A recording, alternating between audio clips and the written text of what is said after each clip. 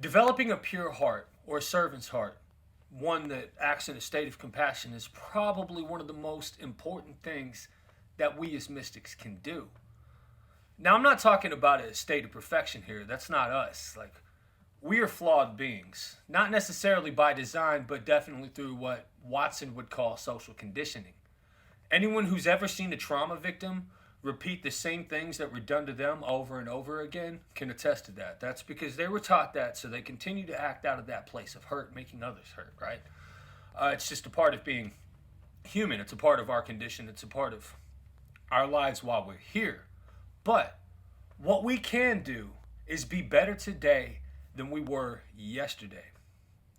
All global faiths, I don't really care what direction you're coming to this channel from, can agree that compassion is like a cornerstone of spiritual practice. Now, I want to talk about King David because he had a desire in his heart that constantly led him back to God no matter what he was doing.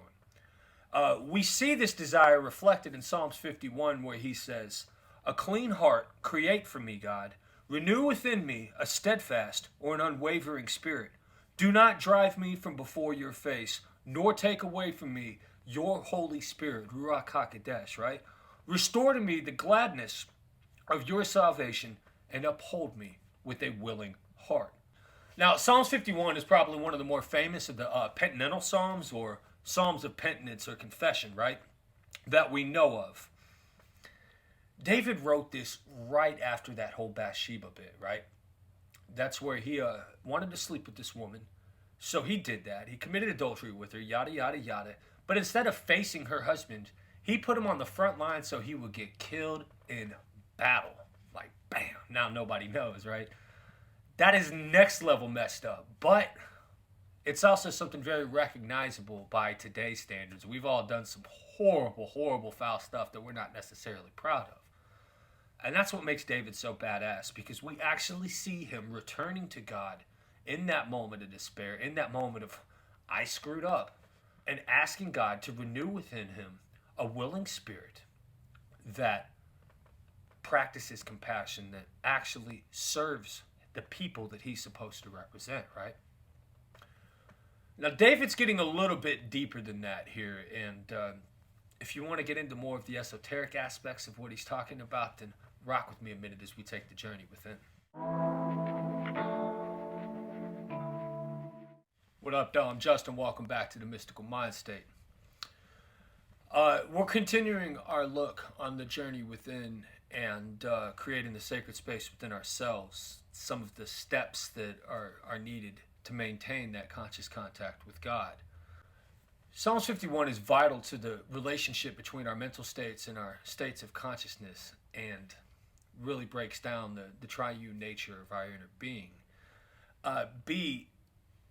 David wrote this right after that whole Bathsheba bit. So we see a direct link between our misuse of sexual energy and God's face being hidden from us, which will really come in handy later when I get into some sexual alchemy and some of the other things that we see in other paths. And C, it makes the wisdom books a lot easier to understand because it gives us a living example of the physical, mental, and spiritual disciplines needed to develop these states of consciousness, right?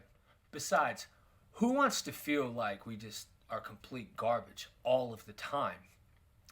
David was so flawed and so wonderfully human, and yet he had this really fantastic relationship with God. Why? Because he constantly sought God's face in all that he did, whether he was in the right or in the wrong. He constantly turned to God. He sought God's friendship. And that's what Psalms 51 actually is. It's a man returning to God, returning to his homie and being like, bruh, I screwed up. What do I do now?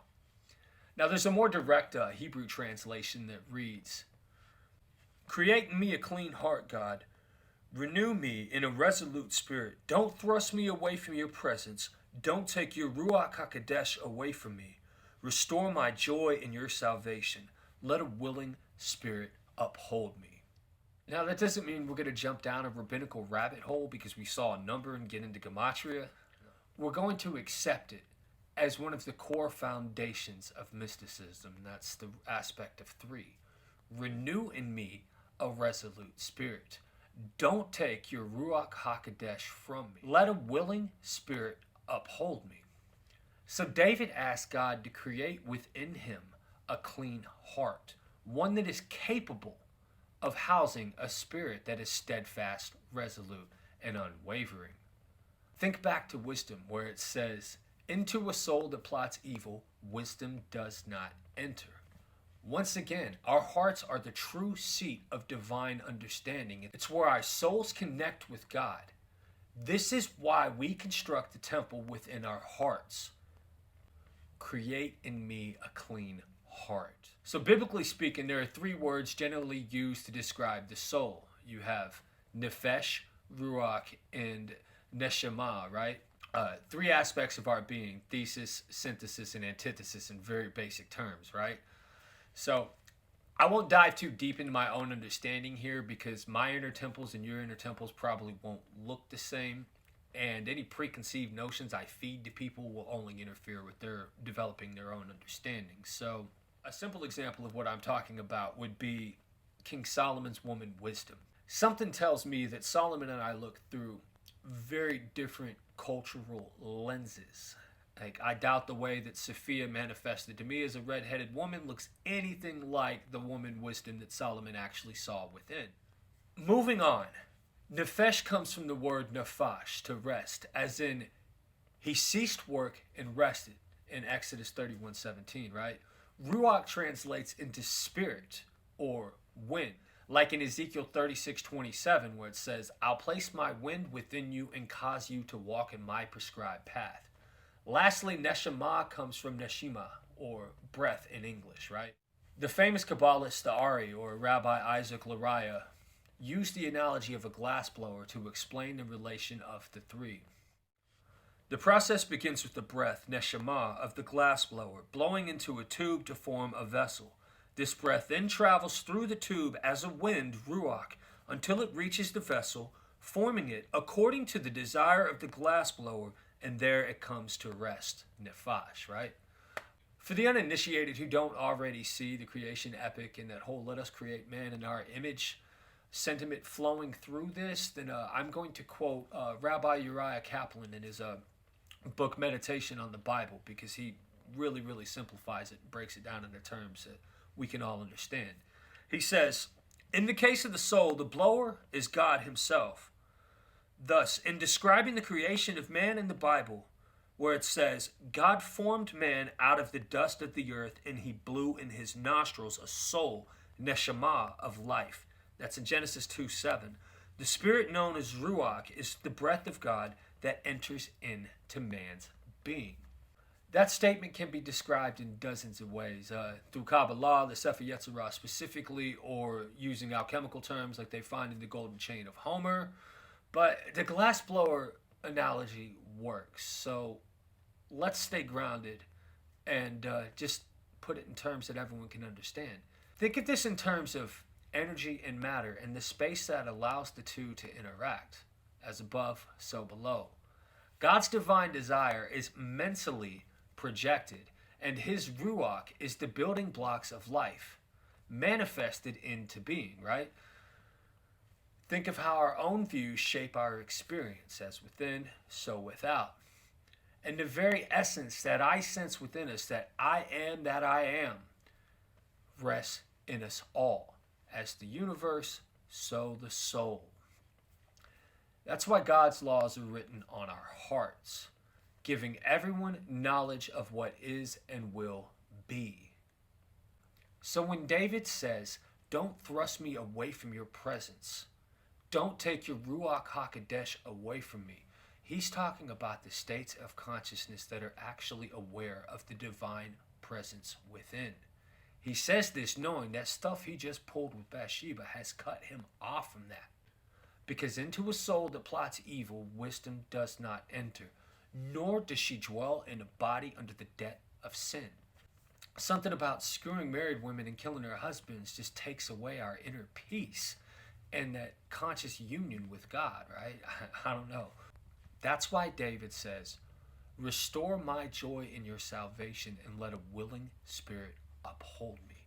He's seeking forgiveness and the removal of the karmic debt of sin. His thoughts and his desires had festered until they grew into action.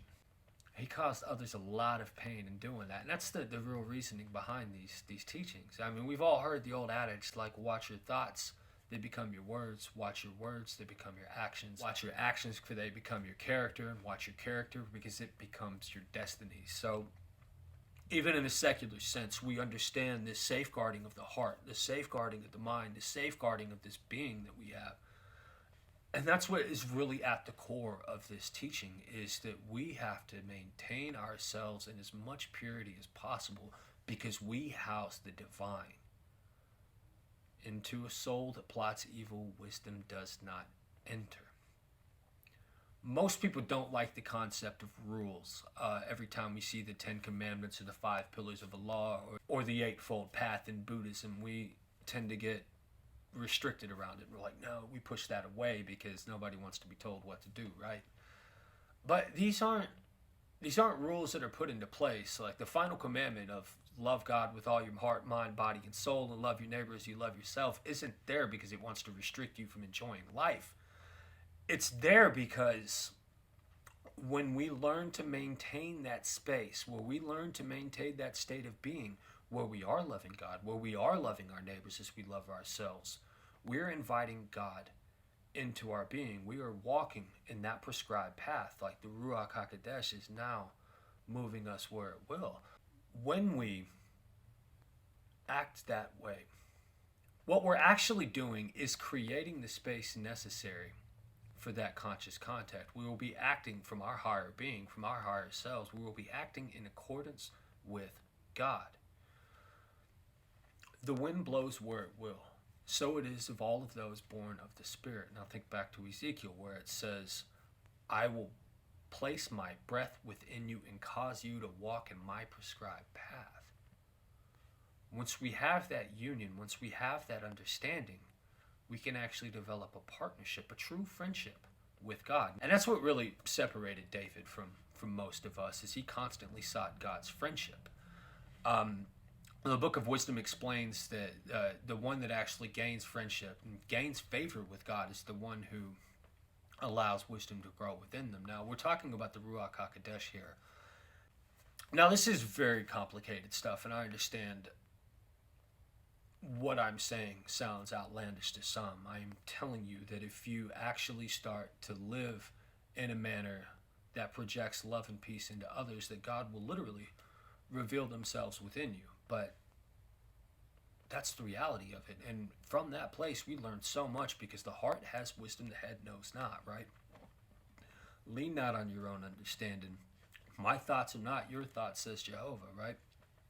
When we reach that place of being, we really act out of love. We really act out of kindness. Like, our lives change. Like, our reasoning for doing the things we do changes. The way we interact with people changes. We learn to be compassionate. We learn to be like David and start seeking God in everything that we do, for good and bad. There's this old prayer. It's a prayer of turning everything over to God. It's step 7 prayer in the AA tradition. It says, God, I'm now willing that you should have all of me, good and bad. I pray that you remove from me every single defect of character which stands in the way of my usefulness to you and my fellows. Grant me strength as I go from here to do your bidding. May I do your will always. Thy will be done, not my own, right? That's your start. Like, just uttering a simple prayer like that every morning and creating the sacred space within yourself and meditating on these words will lead you to a higher state of consciousness. All right, so that's pretty much all I got this week. Next week, I'm going to dive into the difference between King Solomon and King David, and I'm going to talk about the covenant that was made and where Solomon royally screwed up and why he went mad in the later days. The wise king went mad. We see this in the scripture. So that'll segue us into sexual alchemy, and I'll break down more of these ideas next week. Until then, thank you guys so much for watching. I definitely appreciate all of you, and peace.